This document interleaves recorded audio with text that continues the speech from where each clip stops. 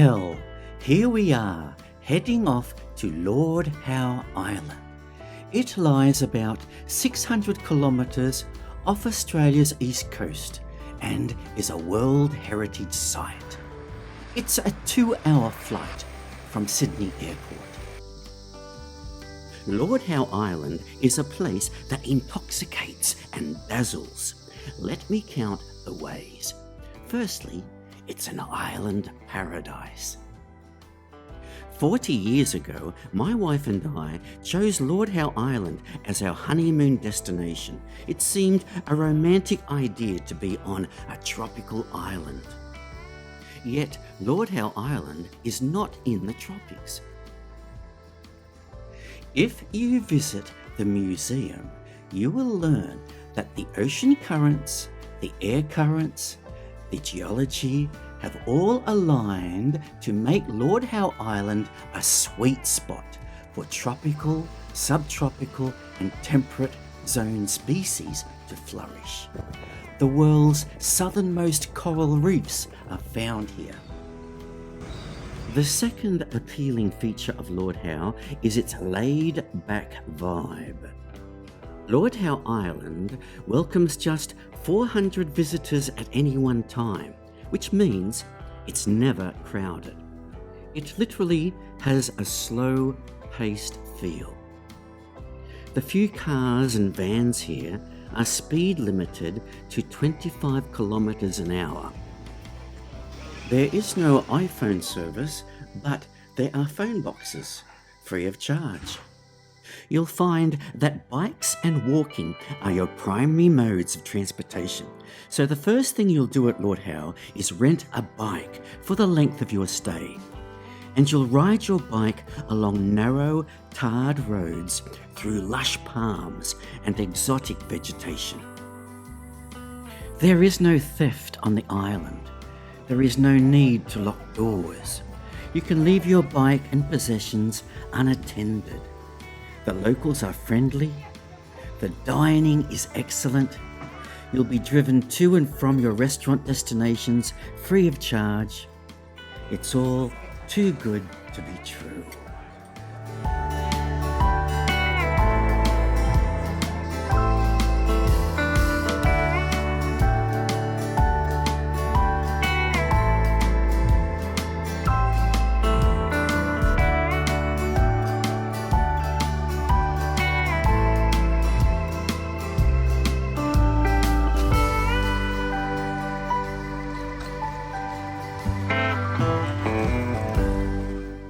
Aquatic Adventures. At the northern end of Lagoon Beach, there are 3 sheds at which you can book yourself on a number of spectacular boat trips. 23 kilometres southeast of Lord Howe is the world's tallest sea stack and the site of some of Australia's most remarkable diving. It's called Ball's Pyramid. There it is in the distance, a pinnacle of rock thrusting itself 550 metres into the clouds. The images that follow do not do justice to the scale of this mighty sentinel of the seas. It's 1 full kilometre in length. The pyramid is named after Royal Navy Lieutenant Henry Lidgebird Ball, who reported discovering it on his return journey from Norfolk Island to Sydney in 1788.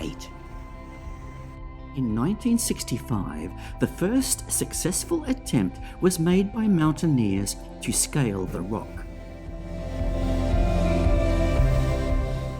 In 1980, another team that ascended to the summit included Australian entrepreneur Dick Smith, who planted the state flag of New South Wales, given to him by State Premier Neville Wran, thus claiming the rock for New South Wales. In 2001, a team of entomologists made a remarkable discovery 70 metres up the pyramid. In a small Melaleuca bush, they found a Lord Howe Island phasmid, thought to be long extinct. In the world of entomology, this is now regarded as a momentous event. There was much rejoicing. There is time for a snorkel in these bluest of waters before returning to circumnavigate the island of Lord Howe.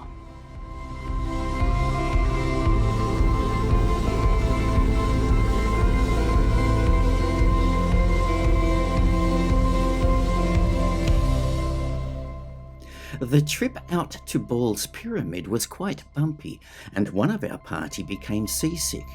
But the glass-bottom boat tour to North Beach Lagoon is much more sedate.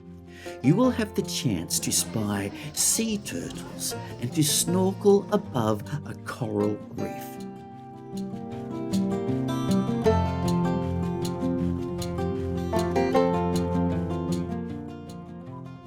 And then you will have time to explore North Beach. North Beach is very secluded and only accessible by boat or by walking.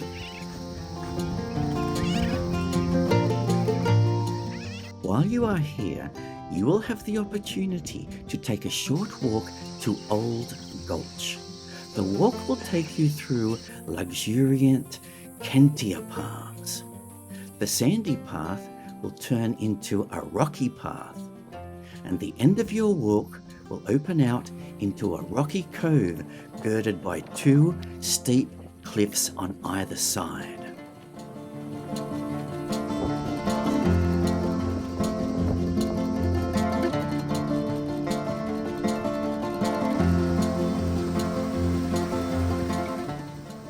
I'm taking a rest beside a brown noddy who doesn't seem bothered by my presence at all.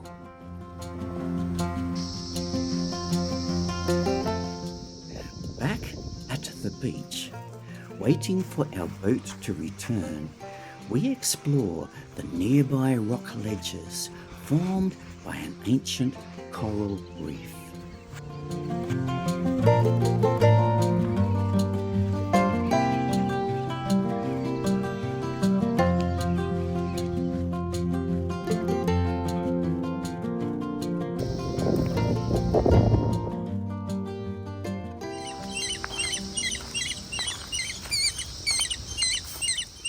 There is something noisy under this bush. It's the flightless Lord Howe Island wood hen. It's endemic to Lord Howe. The word endemic is a buzzword that you will hear everywhere on Lord Howe. If you don't know what it means when you arrive, you'll know what it means by the time you depart. Endemic means it is found nowhere else in the world. Lord Howe has everything from algae to coral to fish, plants, insects and birds that are endemic to Lord Howe Island. It is the Galapagos of Australia. When we were here 40 years ago, we did not see any wood hens. They were on the edge of extinction. When discovered, Lord Howe Island had 15 species of land bird, of which 13 were endemic. 9 of the original 15 are now extinct. All these birds had evolved and existed on the island for many thousands of years without natural predators. But when humans arrived with their cats, dogs and pigs, and the rats that came off the ships, the species that you see here were exterminated. Happily, conservationists have done an amazing job. Feral cats, dogs and pigs were removed. The rats eradicated. The wood hen has been saved from extinction, and migratory birds are flourishing in their hundreds of thousands.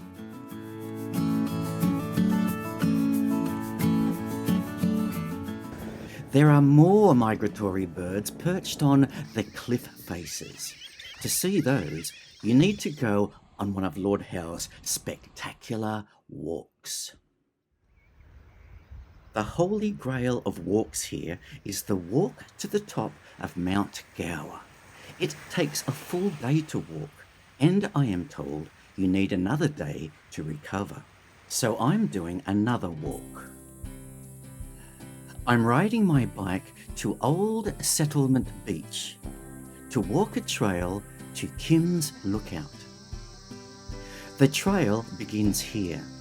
This area is so eco-sensitive that one needs to scrape one's boots to shuck off any foreign grass seeds or other foreign bodies that might upset the environment. There is the peak. On its other side is a perilous cliff face.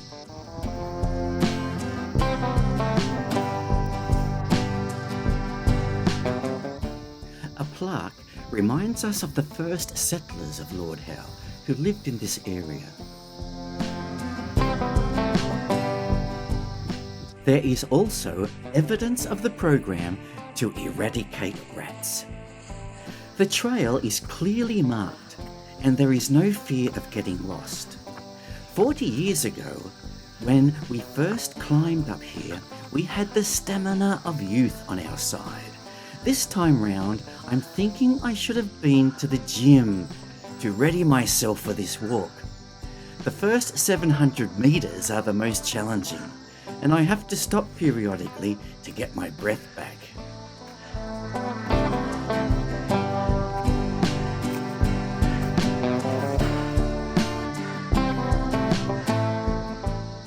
Here is a junction.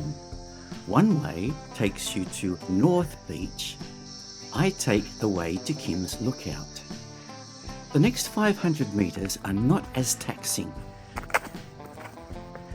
I reach the cliff face, but even before I can take in the dramatic drop-off view, I see a nesting bird on the cliff edge. It's a red-tailed tropic bird. She's not the least bit perturbed by my presence. Here is how she looks in full flight. The view is dramatic.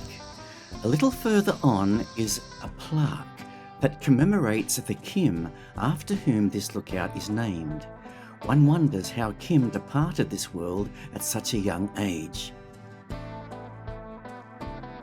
Now, looking north and south, I behold some of the most remarkable views on this planet.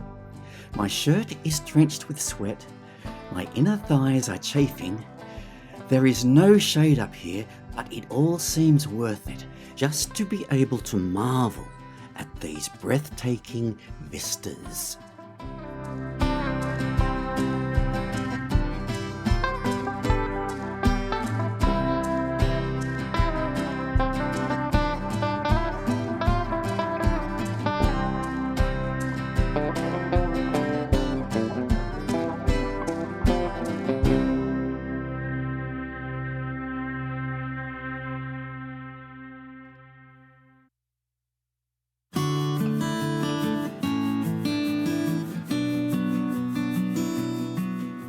All the factual information I have shared with you about Lord Howe, I learnt here at the Lord Howe Museum.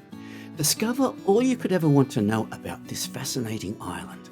How it was discovered by Henry Lidgebird Ball in 1788 on His Majesty's ship Supply on his way to Norfolk Island to establish a penal settlement.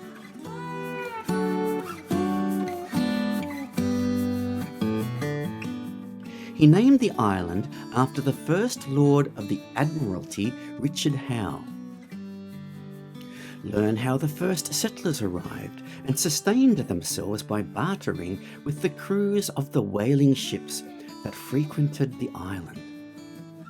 Learn how the first tourists to Lord Howe arrived by Catalina flying boats.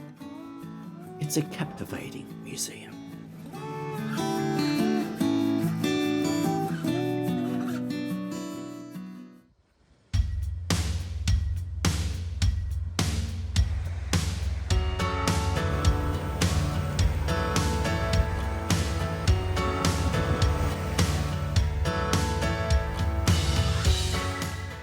The very first settlers who arrived at Lord Howe came ashore on this beach in 1834. It's called Blinky Beach, and the beach still looks as pristine as the day they arrived. Many of the beaches here are secluded, and you might find yourself the only person around.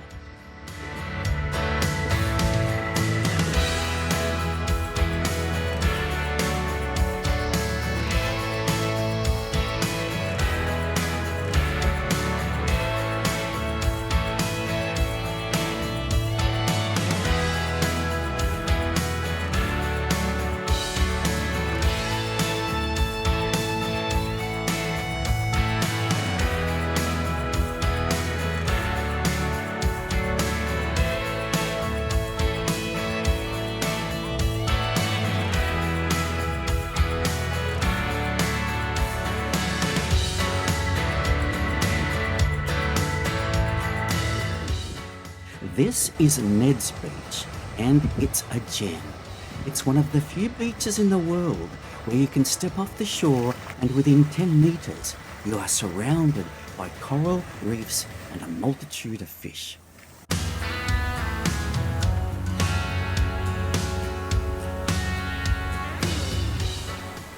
To your left is a peak called Malabar, and beyond the reef are the Admiralty Islands.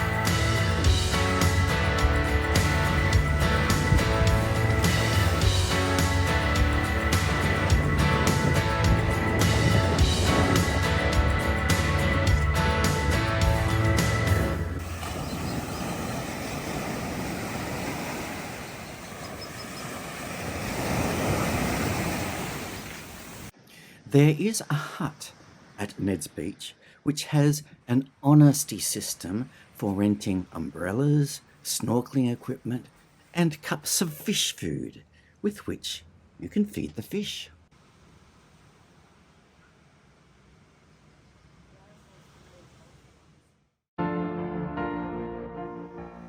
My final recommendation for visiting Lord Howe: the sunsets. I'll leave you with these final images.